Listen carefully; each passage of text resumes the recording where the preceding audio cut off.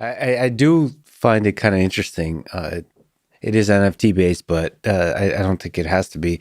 This this idea of, I think, Bitclout it's called, or whatever.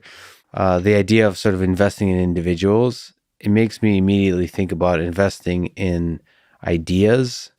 So even just the words you speak having value, and sort of if you have a frictionless, like automated financial system, then you could do a bunch of interesting things about what it means to add value to the world.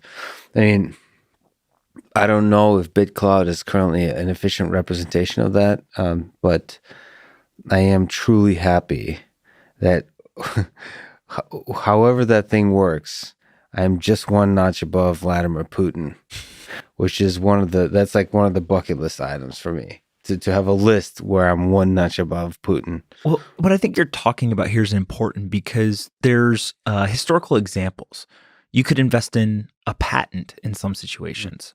You could invest in an organization that has an idea, right? So these are super inefficient given kind of the vision that you're painting in terms of like investing directly in an idea in a super efficient automated fashion. Yeah. But that's how the technology evolution works, right? It's really hard to do it first, and then it slowly kind of becomes easier and easier as technology is more prevalent.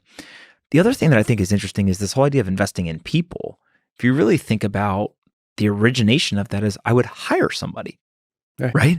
I pay you money, and then you're going to create production, Sure. but I take the lion's share, and you don't. Now there's things like these ISAs, these income sharing agreements, where basically I will educate you on something, train you on something. I'll put up capital, right? And then over time, you'll pay me back plus profits as some version. Eventually, I don't know what it looks like, but being able to get upside in somebody's success for having risk capital early on doesn't seem that far off.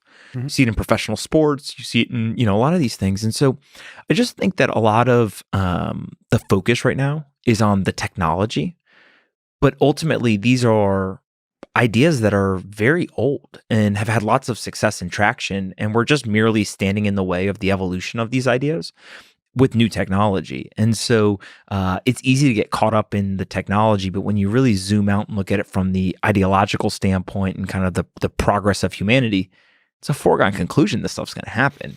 It's just how. I think the world is waiting, and some of us are trying to create that future world, which is like, what are the applications of this technology that will transform the world?